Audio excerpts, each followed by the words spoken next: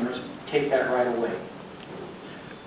The judge here was taking an oath to uphold the Constitution of the United States. We are denied that by photo radar. And anybody who's accepting money from that is violating the U.S. Constitution.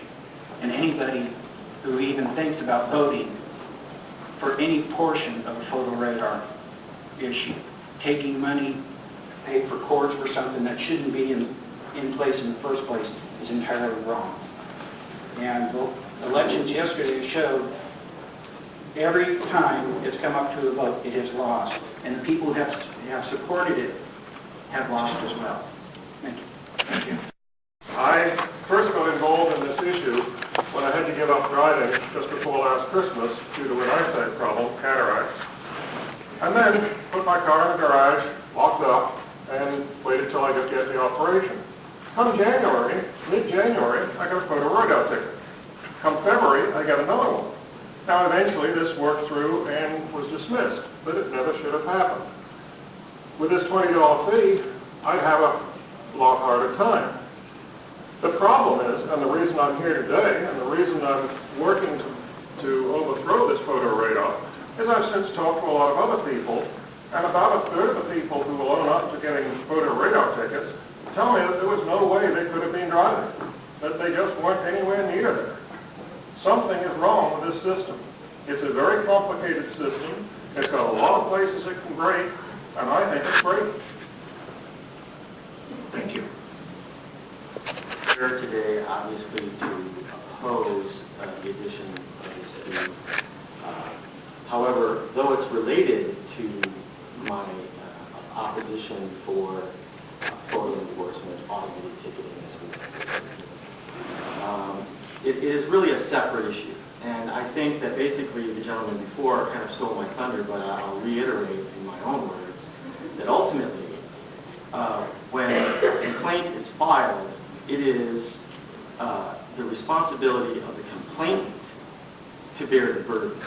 And we have years and years of legal precedent that bears that out. We have many, many statutes that try to resist the temptation for people to file frivolous lawsuits.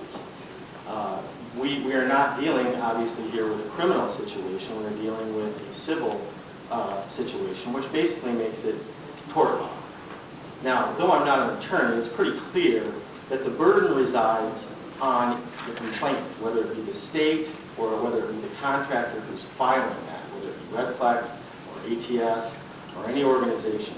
So the problem that we have here as citizens is it may be difficult ahead of time to figure out which straw is the one that will break the camel's back with regard to the public's trust in our legal system and the uncomfortable relationship that law enforcement currently holds with the courts. Now, it's obvious that the law enforcement has to work with the courts. But I won't go there because I never done enough research on that. Yeah. But it sounds to me that the burden is getting shifted back to the people because it's like, I could give you the citation that I was going off of, United States versus Medina Cervantes, and where the courts had said that they were penalizing the people for exercising their right to go to a trial. We haven't even had an opportunity to even to understand if whether or not we, the charged, are going to get charged a $20 fee, and then we have to go to the appeals process, pay again to file the charges for that. How does the $20 come back to us if we're exercising our rights? If we're going to receive our notice through proper service, because the appellate court has said, receiving it in the mail, if we have not received proper service, you'll tack on this $20 fee. So I don't know why the county even come back to the state and saying, you're filing the charges, you pay the $20 up front for us to handle this caseload. When you win, we've already received our money for handling the case. So you'll put the burden back on the state. You want to file the charges, you pay the fee. Not us being charged with having been proved guilty. I like your, I like that. Obviously, you haven't dealt with the state before. With the red light cameras that we've got out there, that you're not going to do what Phoenix did on a couple of them and change the timing for the yellow. Are we going to also be doing seat belts on this? And I note that in here it says if you send your money directly to DPS, there is no charge. As the man said, if you're putting your money into it by mail, in person, the fee is applicable. Why, when you're doing it on a website or directly to DPS, it's one way, and when you're bringing it in or mailing it in, it's another. I feel that if somebody's bringing it in, that they're trying to cover what they're going to be charged. And as it states in there, if you are found not guilty, the fee is unapplicable. Well, then will you be getting your money back at that instance, or will you have to wait? And you know how the judge has stated already, justice denied. Thank you. We should go back to the state of Arizona. I've talked to a lot of my friends, co-workers, and family members, and just like the Parks and Recreation Committee raising fees, we're all going through an economic hard time, and fees are going up, insurance costs are going up, gasoline's going up, everything's going up, and I would admonish you to rethink this fee and try to work with the state of Arizona. I have to work with them too, and I know how difficult that is, but I would admonish you to go back and ask them to relinquish some of those fees for those tickets to help pay for our court costs. Legislature and the previous governor. We're stuck with this until the legislature lifts this or modifies this. The thing that makes me very uncomfortable is the final comments that Judge Orr just made with respect to the ordinary day-to-day operations of the courts, the protection orders, the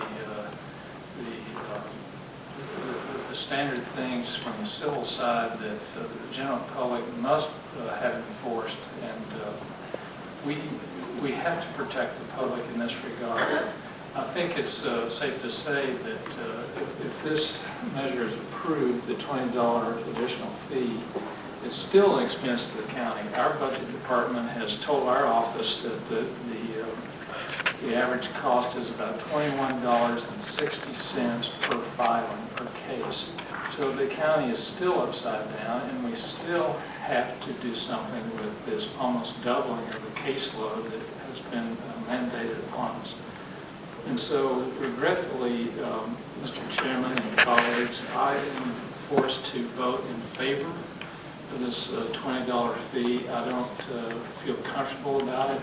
I wish it weren't in place. I wish photo radar would go away. But given the mandates that we're forced to live with, I have to vote to support it. Thank you. Is there a motion?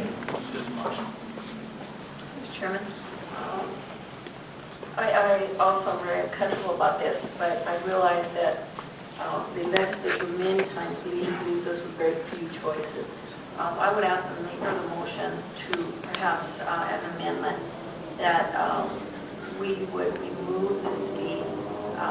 If we would seek legislation to make the $20 part of the fee that is currently incurred, and we would remove our fee should that come to pass.